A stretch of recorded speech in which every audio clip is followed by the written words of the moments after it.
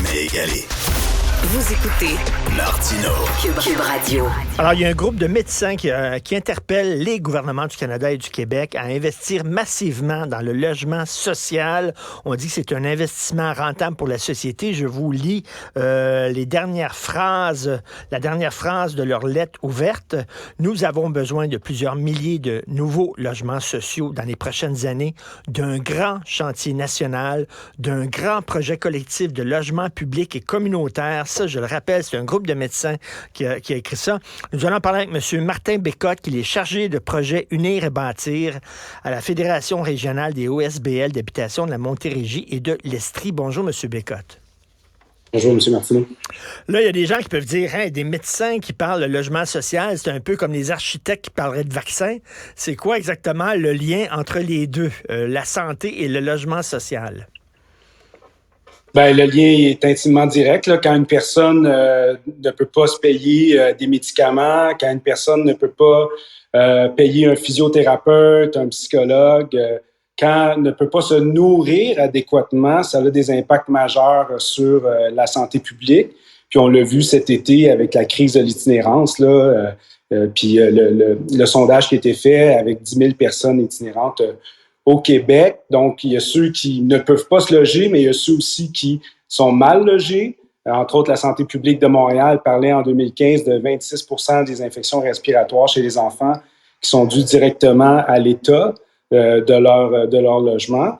Puis, il y a des personnes qui prennent des logements adéquats, mais qui payent trop cher pour leurs revenus. Là, entre autres, Centraide Montréal évaluait que 19 % des ménages à Montréal dépensent plus d'argent pour se nourrir, se loger, répondre à leurs besoins de base que leurs revenus. Donc, ça a un impact sur la santé publique, la crise du logement, puis ça a des coûts sociaux importants. Et M. Bécotte, on peut dire la première chose, quelqu'un qui vit dans la rue, la première affaire qu'il faut faire, là, avant de dire, il y a des gens qui disent, là, on va y trouver une job. Non, la première affaire qu'il faut faire, c'est de rentrer dans un appartement, rentrer dans un logement, parce que là, tu peux dormir en paix. Tu peux avoir la paix, tu peux prendre ta douche, tu peux te remettre sur pied, puis après ça, peut-être penser à travailler, penser à avoir des soins de santé, mais le logement social, c'est le numéro 1, là. C'est ça qu'il faut faire. Oui, puis c'est un élément qui a fait ses preuves. Dans les années 70-80, on a construit au Québec 85 000 logements sociaux, alors qu'on était une société moins riche qu'aujourd'hui en 25 ans. Et depuis les 25 dernières années, depuis 1995, depuis que le fédéral s'est retiré du financement du logement social, on a construit moins que 50 000 logements sociaux au Québec, alors qu'on considère qu'on est une société plus riche que dans les années 70 et 80. Donc, c'est le premier élément pour permettre une personne en difficulté à la rue pour se reconstruire, c'est d'avoir un logement stable, qui a les moyens de se payer, qui lui permet de se vêtir puis de se nourrir.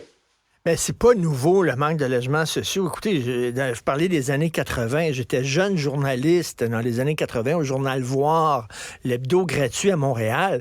Puis à toutes les semaines, il y avait des grosses manifs du Frappru. Le Frappru, c'était ces militants-là qui revendiquaient des logements sociaux puis qui disaient « il en manque, il en manque, il en manque ». Ça fait 40 ans de ça, là. Ça fait 40 ans qu'on dit qu'il manque de logements sociaux. Il est temps qu'on allume, là. Ben, on est d'accord avec vous. Puis nous, on demande qu'il y ait des augmentations d'investissement parce que malgré le fait que les dépenses du gouvernement du Québec ont augmenté de 40 % depuis 2014, le gouvernement du Québec a dépensé pour la construction de logements sociaux, donc en partie là, moins de 200 millions de dollars environ. Et puis, c'est à peu près le sommet qu'on a dépensé dans les 25 dernières années. C'était en 2014, on avait dépensé 195 millions pour le programme Axiologie qui, dans les chiffres qu'on a, est le seul programme en ce moment qui permet de développer des logements sociaux au Québec. Donc, 195 millions en 2014, 205 millions en 2022. Il n'y a pas d'augmentation de dépenses pour la construction de logements sociaux. Il y a des augmentations de budget, mais à cause de la formule de financement du logement social qui est à l'unité, le budget accordé dans le programme Axiologie, là, qui a 7000 quelques unités à développer, il est moins de 200 000 $ l'unité encore là, dans les budgets autorisés et reconnus. Donc, c'est impossible de construire. Les unités qu'on réussit à construire, c'est en faisant des montages financiers avec le fédéral, mais ça complique beaucoup le développement. Puis nous, à la Fédération, on vient de développer 31 logements en 18 mois grâce à un programme fédéral et québécois qui s'appelle Initiative de logement rapide, donc qui était très efficace, mais c'est simple à développer parce qu'on a un seul interlocuteur, puis on a un seul bailleur de fonds, puis les sommes nécessaires pour développer sont là. Donc, il y a des programmes existants, mais il faut plus de flexibilité, puis il faut augmenter les enveloppes également pour qu'on puisse développer. Le milieu communautaire, on est prêt à développer. Là. Cette semaine, il y a eu un appel d'offres la semaine passée pour 1000 unités dans le programme de logement abordable du gouvernement du Québec. Les milieux communautaires ont développé, ont proposé, ont déposé pour 4800 unités de logement.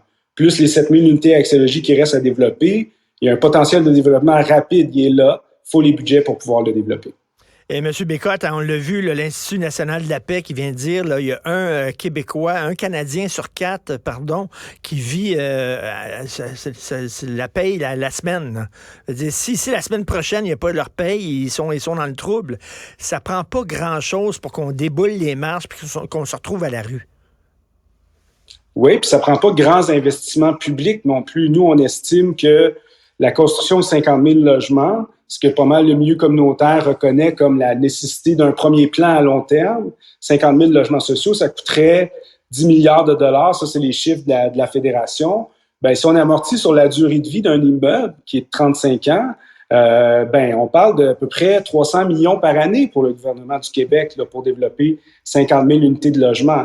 Depuis, le gouvernement, la majorité du financement public en habitation au Québec et au Canada, c'est les plus riches qui en bénéficient parce que la majorité des dépenses du gouvernement en habitation, c'est des dépenses fiscales. Hein. On n'impose pas une maison quand on la vend. On réduit les taxes scolaires. Donc, ça, c'est les propriétaires des plus grosses maisons qui en bénéficient. Puis majoritairement, les hommes également qui ont plus de revenus que les femmes. Donc, les femmes chefs de ménage ont des revenus de 25 % de moins que les hommes. Donc, si elles ont réussi à s'acheter une maison, elles ont en théorie une maison plus petite, donc moins d'aide pour payer les taxes municipales, puis moins d'aide fiscale quand ils vont vendre leur maison. Puis nous, on ne demande pas la fin de ces aides fiscales-là. Là. On demande un réinvestissement en logement social. En fait, si on amortit les dépenses de 50 000 unités de logement, on vient de doubler les dépenses annuelles. On passe de 200 à 400 millions, à 500 millions, pardon. Là. C'est vraiment pas la fin du monde. Je pense que comme société, on a les moyens de se payer ça. Bien, tout à fait. Lorsqu'on sait qu'on vient de donner 7 milliards de dollars à une multinationale suédoise. Monsieur Bécotte, en terminant, on parle beaucoup de logements sociaux. C'est quoi un logement social? C'est quoi? Un logement social, c'est un logement qui appartient à la collectivité, que ce soit qui appartienne à un office d'habitation, un OSBL d'habitation ou une coopérative. Puis le loyer du locataire, il est en fonction de ses revenus. Donc, le locataire va payer 25 % de ses revenus comme loyer. Le reste vient avec une aide mensuelle de l'État. Fait que ça, c'est à peu près la moitié de nos logements qui sont comme ça. Mais on a aussi un parc de logements social sans but lucratif qui a plus d'aide de l'État depuis des années. En Montérégie, on a 1200 unités qui ont fini de payer leur hypothèque depuis 5-6 ans, qui ont plus d'aide de l'État, mais qui continuent de rendre des services importants à la collectivité en offrant des logements à 80 % du loyer médian. Ça lutte. Donc, quand on investit dans un logement social, il y a une dépense au départ, mais après ça, ça dure 100 ans, un immeuble. T'sais, après ça, on est autonome, on refinance notre immeuble, on continue à entretenir notre projet. Ce qu'on a besoin, c'est l'aide de départ pour partir. Puis les plus grands contributeurs au logement social, c'est les locataires eux-mêmes. Mais en tout cas, on a tout à fait les moyens de le faire. C'est rien qu'une décision politique. Là. C'est pas par manque d'argent. C'est la façon dont on utilise cet argent-là. Bravo, continuez votre excellent travail avec votre OSBL. Martin Picotte est chargé du projet Unir et bâtir à la Fédération régionale des OSBL d'habitation de la Montérégie et de l'Estrie. On a besoin de logements sociaux. Ça fait 40 ans qu'on le dit. Merci beaucoup, M. Martin Picotte. Merci. Bonne journée.